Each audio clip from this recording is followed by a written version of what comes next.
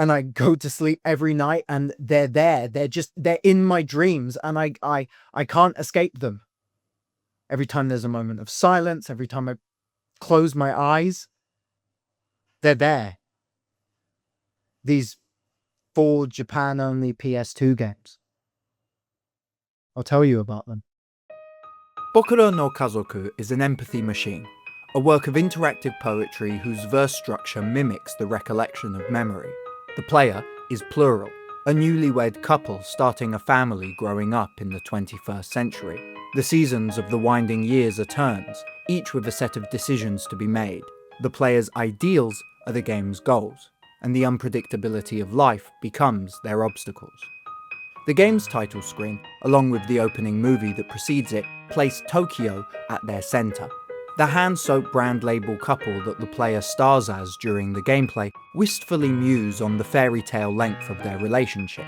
This outs them as nothing more than idealised vessels for the universal domestic drama that lives in every apato, mansion, and machiya in Tokyo. After a fade to and from black, we are shown into one of those family homes. The narrative's framing device is introduced, a seasonal diary gifted from excited expecting grandparents to expecting parents. This diary will be interpreted as the seasonal game turns and decision-making menus that Bokura no Kazoku's structure is built on. The diary has space for entries lasting until the player characters are 60, a less direct Persona-esque time limit or a quieter version of a bomb's detonation countdown. You know when you will die, raise your children well. In the next scene, the player's first child is born. They pick their name. This is the only input they have for now. After posing for the first of many family photos, this initial season's decision-making page is displayed to the player. Just one decision is available, Nasu ga mama. Translating to let things happen as they may, this non-decision is a statement of intent from the game regarding its depiction of child raising. You are not in full control, and sometimes there is nothing you can do. As the seasons continue, more of your children are born, and as they begin to enter developmental malleability, the player can make various decisions to affect the childhoods of their offspring.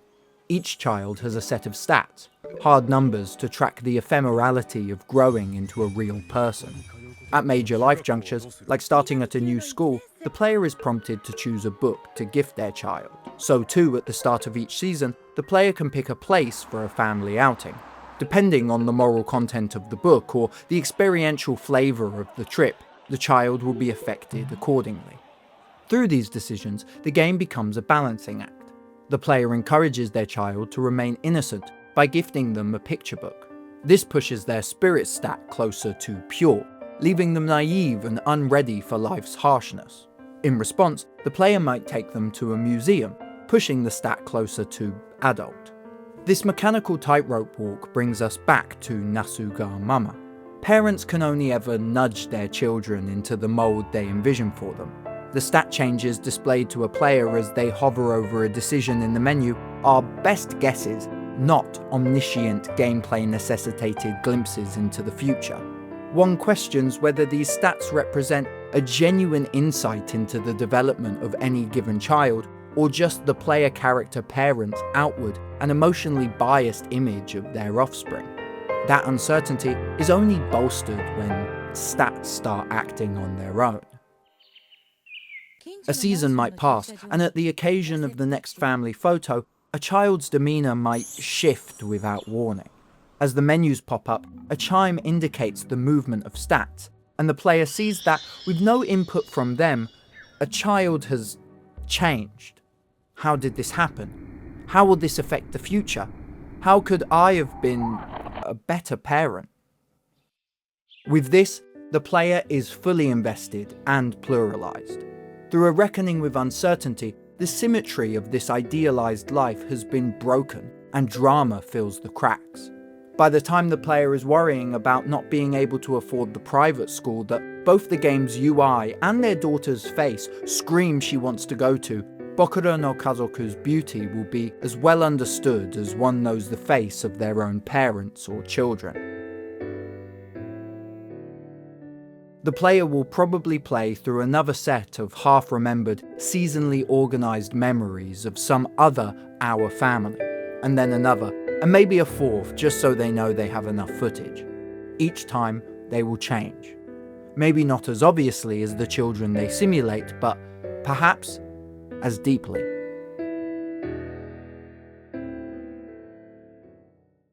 You're watching Any Button to Start. Like, comment, and subscribe for weekly videos. Stay a week ahead by joining the Patreon. I first became aware of Dog of Bay whilst mindlessly and rather cynically scraping the internet archive for moodboard images. I was 18, ideating a project that would never come to fruition. I can't even remember what the initial concept was. What I can remember is the box art for Dog of Bay, drawing my eyes to itself amongst a grid of similarly culturally rich yet, to me, unknown thumbnails.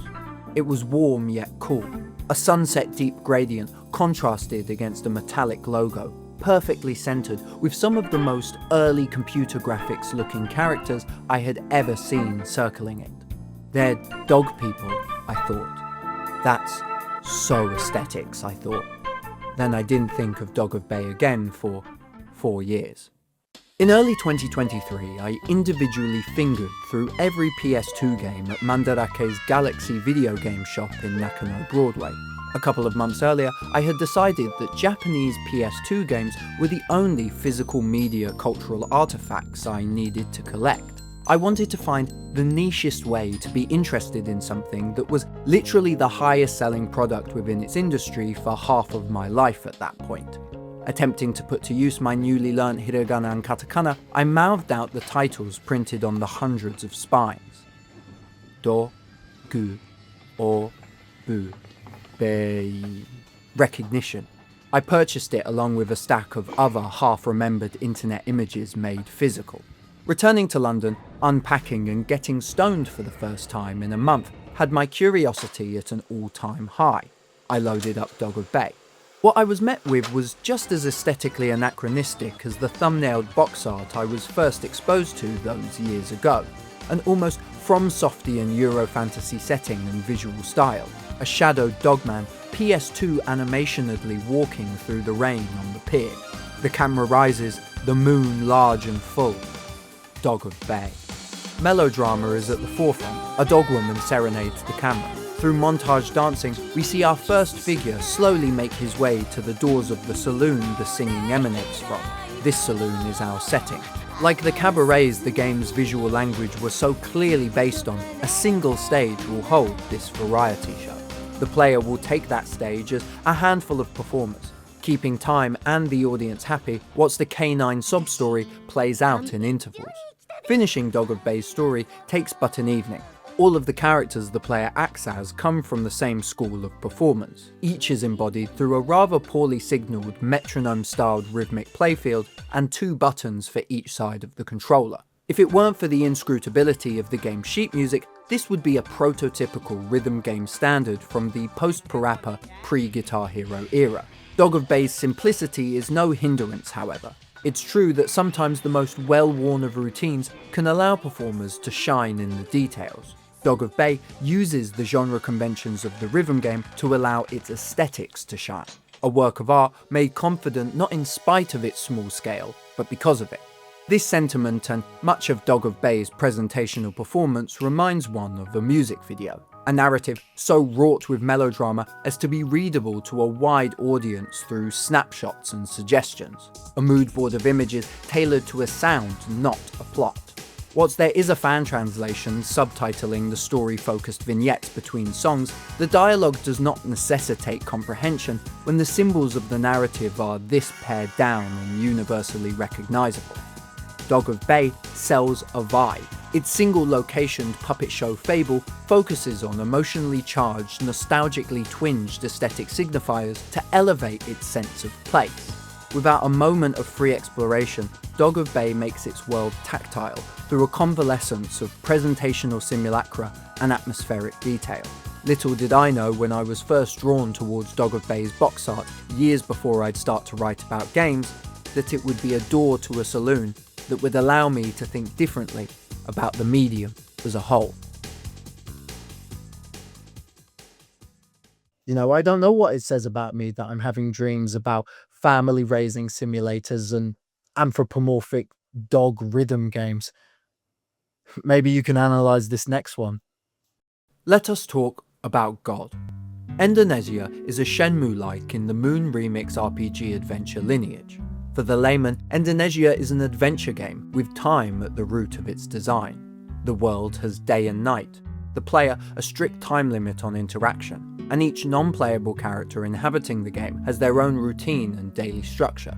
Varying depending on the in-game day, they sleep, wake up, get on with daily activities, visit different locations and go back to sleep, all at set times and intervals. Indonesia's primary form of interaction sees the player studying these routines and using the power of emotions to affect the lives of the characters. Once the player works out the correct emotion to solve these diegetic puzzles, they are touched with the divine. The player character is a young boy transported to a mysterious tropical island and left to fend for himself in naught but his underwear. Whilst he can understand the people of this world, his only form of reply is raw emotion beamed straight into the heads of his conversational partners. He learns these emotions as he explores the island, picking up cues from the world around him. Apart from assorted humanoids, the world is also scattered with the statues of gods. Half buried from overgrowth, visually recalling the heads of Easter Island, these statues hint at miracles when they shudder as the player walks past. These statues are the key to the boy's escape from the island. He is told through premonition that he can return home after freeing all of the gods hidden within these statues by helping the island's inhabitants. The emphasis on time and schedule holistically informs the player's approach to completing this goal. Time management lies at the heart of Indonesia's design, and overfilling one's schedule is its fastest route to a game over. If the player explores the island for too long without sleeping, the boy will collapse in exhaustion. This mechanic, adapted from its genre forebearers, necessitates an exploratory yo-yoing.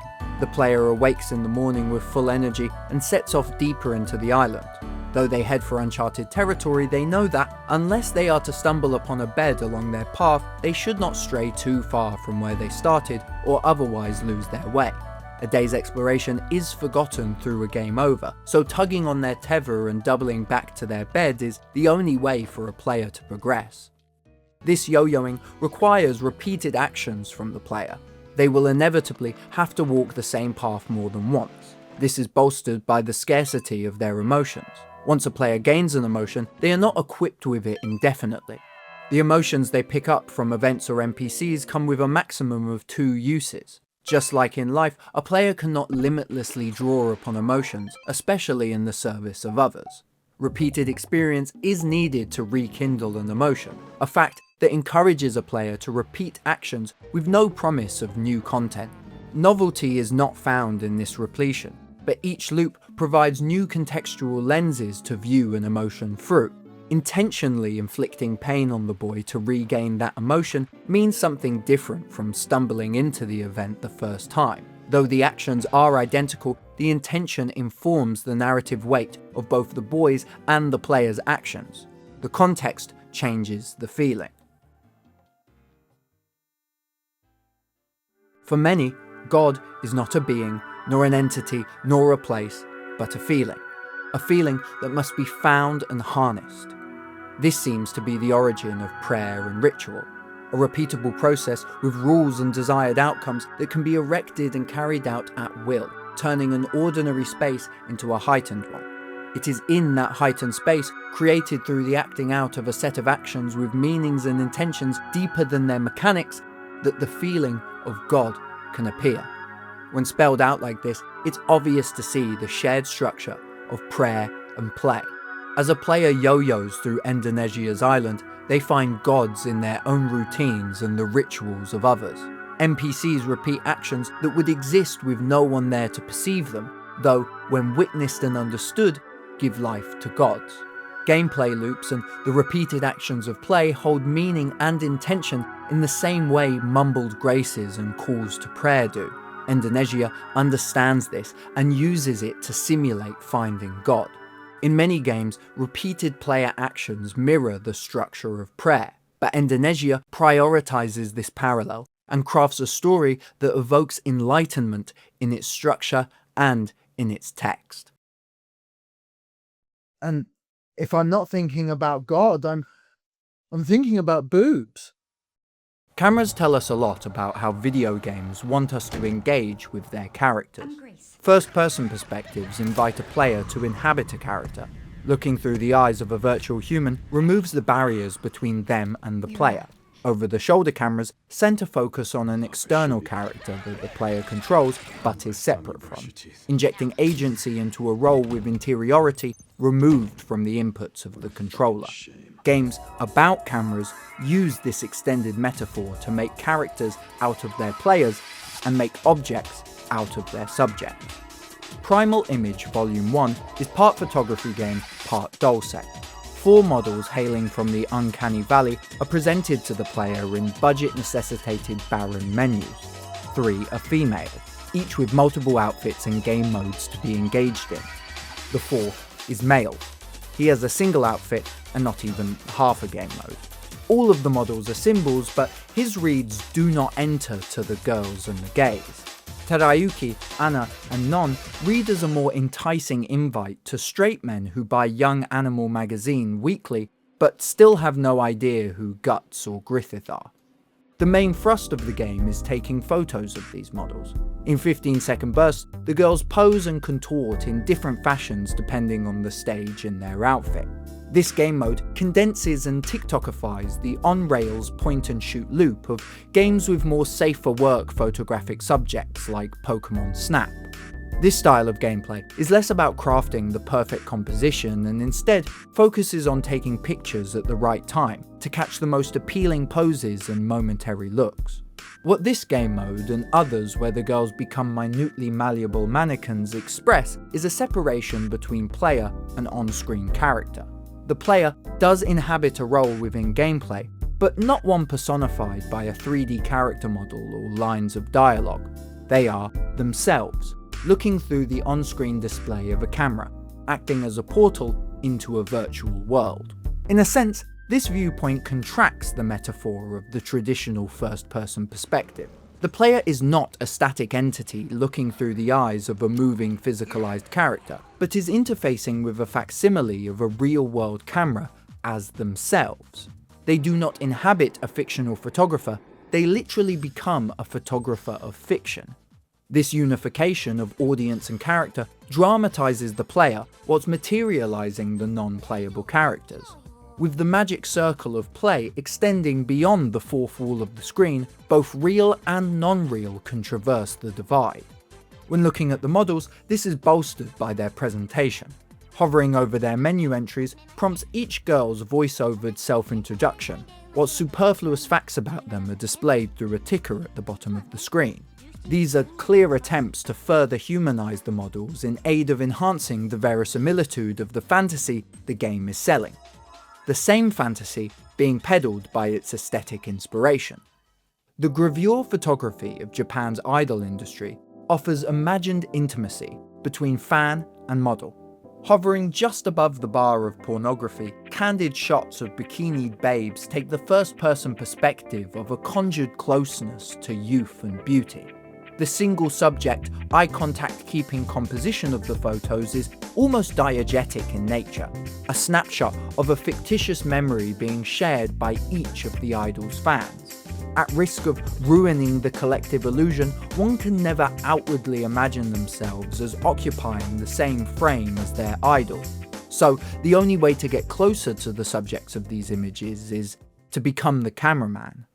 Primal Image Volume 1 mechanizes the means of creating the fantasy of gravure, not the fantasy itself. That dream has already been ludified many times before in every flavor of moe and ecchi. This game offers the player proximity to the subjects of the fantasy without allowing them the interiority of actual character writing. The closeness it allows the player to the characters is not fleshed out enough to ruin the universality of the gravure dream. The animations of the models and the characters they gesture towards are realized just enough to be gratifyingly interactable without eliciting empathy. Through this balance, they are left as engaging objects of desire and not much more. The player's role is not to know these characters, but to capture their essences for recreation and distribution. The centering of the camera as Primal Image's main focus might allow the player to actualize themselves within the world of the game, but the same frame leaves its characters even further behind the screen's transient and objectifying fourth wall. So yeah, those are the 4 Japan-only PS2 games that have haunted me for weeks now. But besides that, the video game video essay is dead video is doing quite well, and the feedback's been amazing. Maybe you should go watch that next.